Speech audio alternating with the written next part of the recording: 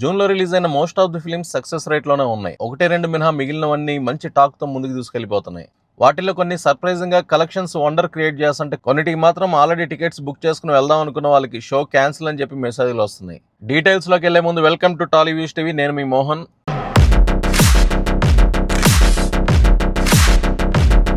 వీడియోని కంటిన్యూ చేసే ముందు వీడియోకి ఒక చిన్న లైక్ బటన్ ప్రెస్ చేసి వీడియోని కంటిన్యూ చేయండి, ఎక్కడ స్కిప్ కొట్టకుండా.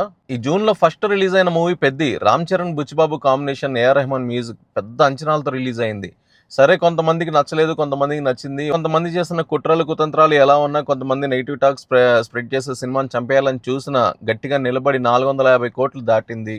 నాకు తెలుసు ఈ వీకెండ్ వరకు, ఎందుకంటే ఈ మంత్ లాస్ట్ వీక్ లో పెద్దగా అవైటెడ్ మూవీస్ ఏం లేవు. చూడాల్సిన సినిమాలు, పెద్ద హైప్ ఉన్న మూవీస్ అయితే ఏం లేవు. నాకు తెలిసి ఈ వీడియోలో మనం చెప్పుకుంటున్న 5 సినిమాల్లోనే పబ్లిక్ చాయిస్ ని బట్టి వాళ్ళు ఈ వీకెండ్ కి వెళ్ళే ఛాన్సెస్ ఎక్కువగా ఉన్నాయి. సో ఆ లెక్కను చూసుకుంటే around 450 crores to 500 crores between లో పెద్ద కలెక్షన్స్ క్లోజ్ అయ్యేటట్టుగా అనిపిస్తుంది నాకైతే. అండ్ నెక్స్ట్ రిలీజ్ అయిన సినిమా సంగీతం.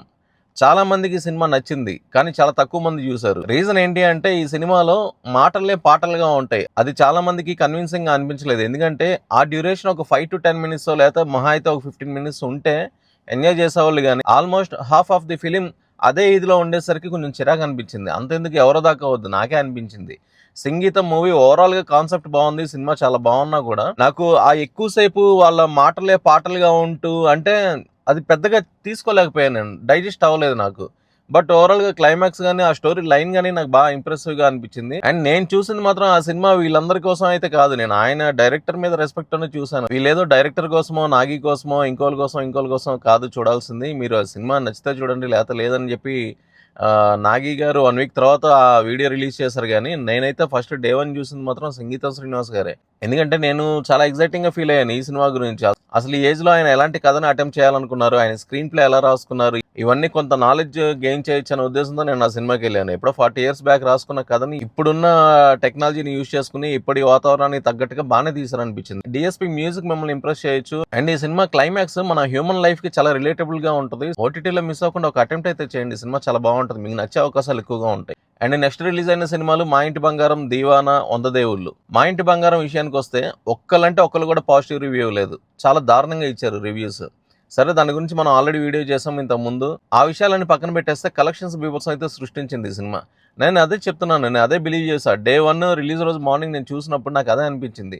ఫ్యామిలీ ఆడియన్స్కి కావాల్సిన స్టఫ్ అంతా ఈ సినిమాలో పర్ఫెక్ట్గా నందిని రెడ్డి గారు సమకూర్చారు. ఈ సినిమా ఖచ్చితంగా ఫ్యామిలీస్ అనే క్యూ కడతాయి. ముఖ్యంగా లేడీస్ ఈ సినిమాకి బాగా లైన్ కడతారు. లేడీస్ని మాత్రం బాగా ఎంటర్టైన్ చేస్తుంది. ఈ సినిమా గురించి సోషల్ మీడియా కానీ, మెయిన్ స్ట్రీమ్లో కానీ అనేక రకాల నెగిటివ్ రివ్యూస్ ఇచ్చారు. ఒకళ్ళు కూడా సరైన రివ్యూ ఇవ్వలేదు. అదొకటే కొంచెం డిసప్పాయింట్ అనిపించింది నాకు. తర్వాత 100 దేవుళ్ళు, దీవానా. యాక్చువల్గా నేను ఈ 2 మూవీస్ చూడలేదు. కానీ 100 దేవుళ్ళు ఈ రోజు మార్నింగ్ వెళ్దాం టికెట్స్ బుక్ చేసుకున్నాను. షో క్యాన్సిల్ అయిందని చెప్పి మెసేజ్ వచ్చింది, ఇక్కడ స్క్రీన్ మీద ఇస్తున్నాను చూడండి. సో ఇలాంటివి ఉన్నాయి కొంచెం. ఈ 100 దేవుళ్ళు కానీ, దీవానా కానీ నేను పాసిబుల్ చూసుకుని ఒకవేళ వాళ్ళ షో మళ్ళీ ట్రై చేస్తాను. ఎప్పుడైనా షో వేసి వాళ్ళు చూపిస్తే మాత్రం నేను ఖచ్చితంగా చూసే ప్రయత్నం అయితే చేస్తాను. నేను maximum most of the films theatre experience చేస్తాను, ఎందుకంటే నాకు ఆ ఫీల్ బాగుంటుంది. ఎందుకంటే నా చిన్నప్పటి నుండి బాగా అలవాటు అయిపోయిన థియేటర్స్. నాకు ఎన్ని ఓటీటీలు వచ్చినా, ఇన్ఫాక్ట్ మీరు నమ్మరు, నేను టీవీ అసలు చూడను. ఓటీటీ చాలా తక్కువగా చూస్తా. ఏదైనా ఒక మంచి వెబ్ సిరీస్ చూడాలి, నాకు ఆ వెబ్ సిరీస్ మీద ఇంట్రెస్ట్ కలిగి నేను ఆ టీవీ చూడడం తప్ప నేను వేరే సినిమాలు కానీ ఇవి కానీ నేను పెద్దగా ఓటీటీస్లో ఎంటర్టైన్ చేయను. అండ్ మన తెలుగు ఆడియన్స్లో మోస్ట్ ఆఫ్ ది యూట్యూబర్స్ కూడా ఈ మధ్య ఎప్పుడైతే కోవిడ్ తర్వాత మనకి ఓటీటీస్ బాగా అందుబాటులోకి వచ్చాయో అప్పటి నుండి మలయాళం సినిమాలని వాళ్ళు తీసేది ఒక 2 గంటల సినిమా అయితే 1.5 సోది ఉంటుంది. ఒక అరగంట కొద్ది ట్విస్టులు ఉంటే బాగుంటుంది కదా. ఆ అరగంట కోసం 1.5 భరించాలి మనం. ఆ సినిమాలని చూడొద్దని నేను అన్నగాని, చూసిన తర్వాత మన తెలుగు ఆడియన్స్ మొత్తానికి కూడా మలయాళం రుద్దేసేసరికి మలయాళం సినిమాలకి విపరీతమైన క్రేజ్ పెరిగిపోయింది. ఇప్పుడు సక్సెస్ రేట్లో చూసుకుంటే మన దగ్గర ఏదైతే సక్సెస్ రేట్ ఉందో వాళ్ళ దగ్గర కూడా అదే సక్సెస్ రేట్. ఇంకా చెప్పాలి అంటే మంచి క్వాలిటీ, మంచి అవుట్పుట్ ఉన్న మూవీస్ మన దగ్గర ఎక్కువ వస్తాయి. వీళ్ళు రుద్దేయడంతో ఏమైపోయిందంటే మలయాళం సినిమా అనగానే కొంచెం అదొక వైపుకి వెళ్ళిపోయి ఓటీటీస్లో మలయాళం సినిమాలు ఏమున్నాయని ఎతికేసుకుని అవి చూసేసి బుర్ర బాదుకున్న సందర్భాలు చాలా ఉన్నాయి. చాలామంది ఇది ఎక్స్పీరియన్స్ చేస్తూ ఉంటారు. ఇంత పొడుగు రాస్తారు, ఇంత పొడుగు చెప్తా ఉంటారు వీళ్ళందరూ. అబ్బా అది అదిరిపోయింది, అసలు ఇదేం ట్విస్ట్ బాబు, మతిపోయింది, అది ఇది అంటూ ఉంటారు. ఆ సినిమా చూస్తే ఏముండదు, సోది రొట్టలా ఉంటుంది. కొద్ది గొప్ప పర్లేదు, యావరేజ్గా అనిపిస్తాయి. కానీ వీళ్ళందరూ చెప్పేంత సోదిగా అయితే నాకు అనిపించదు. మన తెలుగు సినిమాలు చూడడానికి, థియేటర్ ఎక్స్పీరియన్స్ చేయడానికి నేను ఎక్కువగా ఇష్టపడతాను.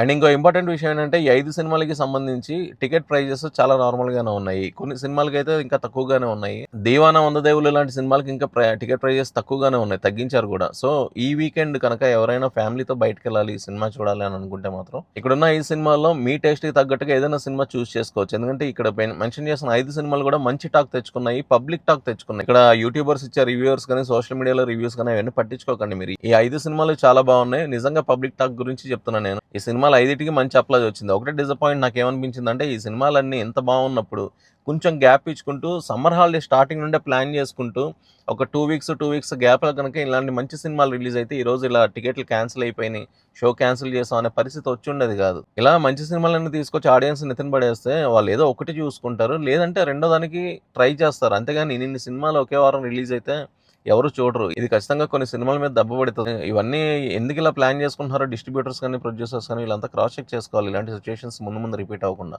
సమ్మర్ అంతా డ్రైగానే గడిచింది, ఒక్కటంటే ఒక సినిమా లేదు సమ్మర్లో. సోదిలా గడిచింది సమ్మర్ మొత్తం, చాలా బోరింగ్గా గడిచింది పిల్లలందరికీ. ఎంత మంచి బిజినెస్ లాస్ అయిపోయారు ఇంత మంచి కంటెంట్స్ పెట్టుకుని.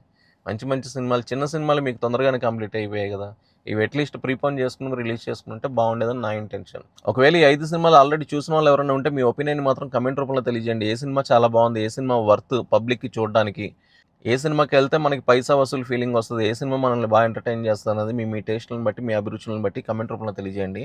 అవి చూసుకుని మిగిలిన ఆడియన్స్ కూడా వెళ్ళే అవకాశం ఉంటుంది ఈ వీకెండ్ వరకు. ఈ వీడియో మీద మీ ఒపీనియన్ కూడా కమెంట్ రూపంలో మెన్షన్ చేయడం మర్చిపోవద్దు. వీడియో నచ్చితే మాత్రం ఒక చిన్న హై బటన్ ప్రెస్ చేసి ఛానల్ సబ్స్క్రైబ్ చేసుకోండి. Thank you. జై హింద్.